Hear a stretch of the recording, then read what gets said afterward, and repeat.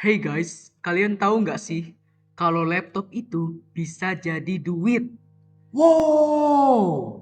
Jadi guys, ada yang namanya wirausaha. Jadi gini wirausaha itu kegiatan usaha atau bisnis mandiri di mana pelaku usaha mengelola seluruh sumber daya dan upaya untuk menghasilkan produk atau jasa dan mendapatkan keuntungan.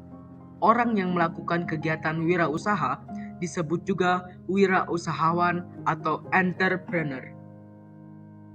Setelah 15 menit membaca buku tentang wirausaha digital, kami telah membuat kesimpulan. Yang pertama nih guys, pengantar. Perubahan teknologi digital seperti ojek online dan e-commerce mengubah struktur sosial dan ekonomi masyarakat. Selanjutnya pemerintah merespon perubahan ini dengan membuat roadmap e-commerce dan mengembangkan fasilitas pendukung seperti teknopark dan rumah kreatif.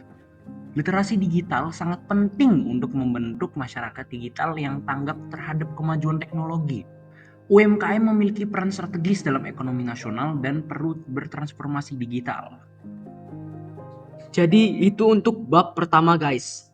Kedua, ini bab lumayan penting, yaitu menjadi wirausaha digital. Nah, di bab ini ada penjelasan yaitu definisi wirausaha digital. Nah, tadi kan udah dijelasin wirausaha dan ada digitalnya sekarang. Nah, disebut juga technopreneurship, yaitu gabungan antara teknologi dan kewirausahaan untuk menciptakan inovasi. Nah, wirausaha ini didukung oleh ekosistem seperti pusat riset, penyedia modal, dan inkubator bisnis. Kedua, di sini juga dibahas yaitu tentang penggalian ide bisnis itu sendiri. Jadi guys, ide dapat muncul dari hobi, pengamatan tren, atau solusi atas masalah sosial. Setelah itu, ada beberapa prinsip dasar, yaitu minat, visi jangka panjang, kepemimpinan, dan jaringan. Ketiga, ada SKU atau studi kelayakan usaha. Nah, di sini kita akan dijelaskan tentang aspek pasar, teknis, manajemen, keuangan, hukum, dan lingkungan yang dievaluasi untuk menilai potensi usaha.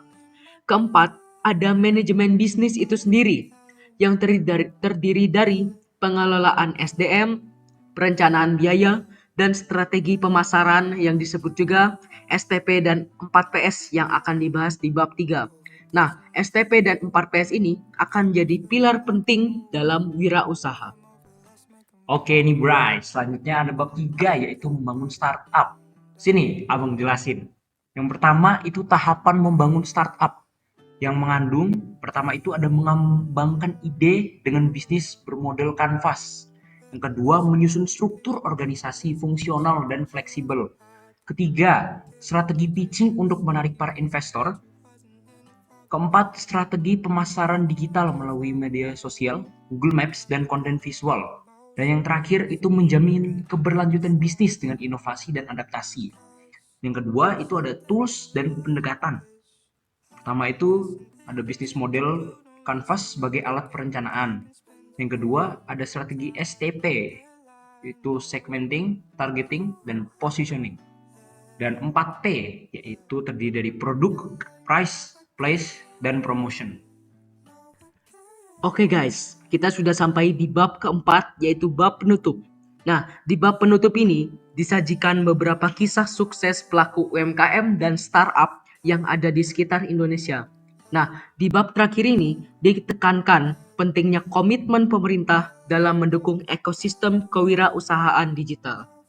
Nah, kita sudah sampai pada kesimpulan. Jadi, buku ini memberi wawasan yang sangat menyeluruh dan praktis untuk siapa saja yang ingin memulai usaha berbasis teknologi. Disusun dengan pendekatan yang aplikatif, buku ini sangat bermanfaat sebagai panduan belajar dan referensi dalam dunia technopreneurship di Indonesia. Sudah tahu kan guys, betapa pentingnya laptop yang biasa kita pakai buat main game, nonton anime, dan sebagainya, ternyata bisa jadi tambahan uang jajan bagi kita para pelajar cerdas. Dengan paham konsep wirausaha digital ini, kalian akan mendapat tambahan 300 sosial kredit guys. dan tentunya kalian akan dipuji orang tua kalian, guys. Jadi sekian dulu dari kelompok kami. Terima kasih dan berkah dalam.